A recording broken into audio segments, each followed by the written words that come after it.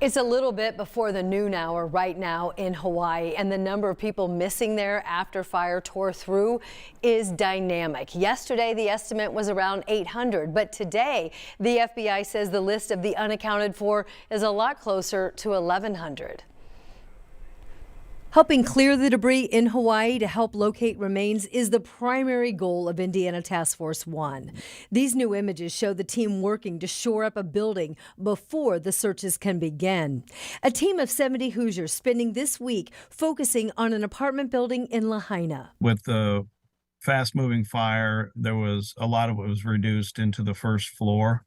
They call the work delayering, methodically moving a layer at a time and then pausing when cadaver dogs signal a hit for the anthropologists who are there on scene. We work with human remain dogs that help us identify where those might be, and then they come in and process that area. It is a very sensitive process, collecting to test for DNA and then matching the results with grieving families who were urged to provide samples. We don't want to end up in a situation where we've generated results from remains that have come in from the disaster, but we don't have anyone to search against them.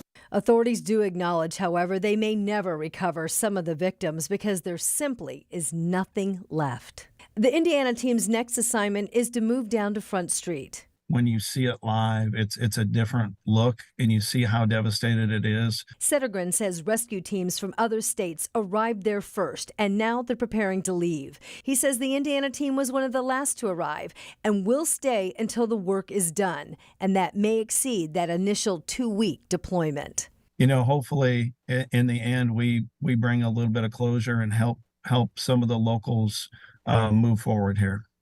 That is their greatest wish. You know, he told me that the work is hot.